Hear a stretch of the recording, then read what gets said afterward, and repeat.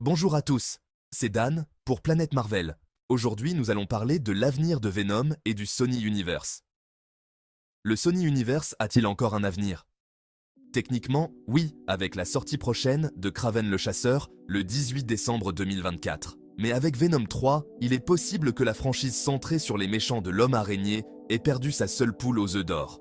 Même si les deux premiers volets ont été des succès au box-office, ça n'a pas vraiment été le cas pour Morbius et Madame Web.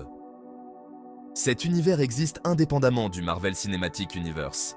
Bien que distincte, le SU offre une alternative complémentaire aux histoires que nous connaissons et aimons dans le MCU. Il se concentre sur les personnages liés à Spider-Man.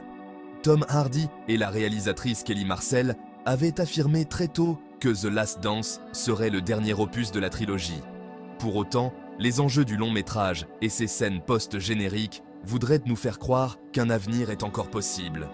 Pour rappel, Venom 3 a pour antagoniste lointain Knull, roi des ténèbres et créateur des symbiotes. Après s'être fait trahir par sa propre création, il s'est retrouvé emprisonné, ce qui veut dire bloqué sur son trône par une sorte de pouvoir magique. Pour s'en libérer, il a besoin d'un codex que les symbiotes engendrent après avoir sauvé un hôte de la mort. Tant que les deux entités sont vivantes, le codex existe, et forcément, on apprend que Venom a déjà ramené Eddie à la vie et forment alors un codex ensemble. Jusque-là, tout le monde suit? Du coup, Knull envoie sur Terre des xénophages, des créatures bouffeuses de symbiotes, dans l'optique de récupérer le codex.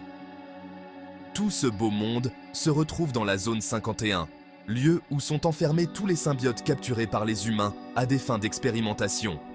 Les xénophages débarquent et broient une bonne partie des symbiotes encore vivants. La réelle question, c'est pourquoi, alors que seuls les symbiotes créent des codex.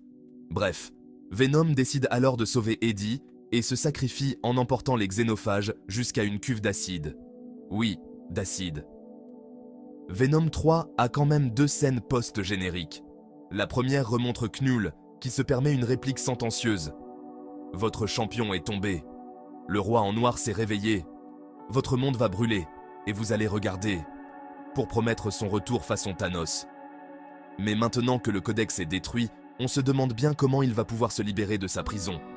Enfin, la seconde scène où on y voit le barman incarné par Christophe Hernandez dans Spider-Man No Way Home et au début de The Last Dance, sortir de la zone 51 dévastée. Dans l'introduction du film, il se fait embarquer par les équipes de Rex Strickland, Chiwetel Ejiofor, pour se faire interroger. Alors qu'il s'évade de la base, on aperçoit une fiole cassée. Il s'agit de celle brisée par le docteur Payne, Juno Temple, durant le climax du long métrage, afin de libérer l'un des derniers morceaux de symbiote retenus par son équipe scientifique, surnommé Agony. Au final, Agony est a priori le dernier symbiote encore vivant à la fin de Venom 3, et la scène post-générique semble vaguement marquer le possible retour du personnage. Un cafard qui passe près de la fiole se fait électrocuter, en référence à une phrase du Dr Payne sur la résistance des cafards, même en cas d'apocalypse. Voilà ce qu'il en est de cette dernière débauche de chez Sony. Mais si la fin de cette trilogie était en fait bénéfique à Venom, on sait tous que Sony n'a pas toujours été très doué pour faire des films. Mais qu'en est-il de Disney? Sommes-nous prêts pour avoir enfin un Venom version MCU? Car selon de récentes rumeurs, Spider-Man 4 pourrait enfin mettre en scène le célèbre Venom dans le Marvel Cinematic Universe. Et Venom 3 ne marquera pas la seule apparition de Knull. Il semblerait que Sony ait des plans sur plusieurs films pour cet antagoniste iconique. Sony aimerait que dans le prochain volet de la saga consacrée aux tisseurs, Peter Parker et Eddie Brock fassent équipe contre Knull. Mais il y a aussi une toute autre possibilité. Avengers 6 pourrait ressusciter Venom et Knull sans la participation de Tom Hardy, et surtout sans la participation de Sony. Bien que l'acteur anglais Tom Hardy ne revienne pas dans le rôle d'Eddie Brock Venom, il y aurait des projets pour Knull, le créateur maléfique du symbiote. Voir Venom et Spider-Man dans le même projet, et Knull en antagoniste. Idéal pour les réunir. L'avenir de ces personnages pourrait donc se jouer dans l'univers du MCU. Le MCU pourrait introduire une version différente d'Eddie Brock, Venom. Avec le multivers, tout est possible. La possibilité d'un crossover entre Venom et Spider-Man est une perspective alléchante pour les fans. Dans les comics, ces deux personnages ont une histoire longue et complexe. Ils ont été ennemis et alliés. Reste à savoir comment Venom va être interprété dans le MCU. J'espère que cette vidéo vous a plu et que vous avez passé un bon moment.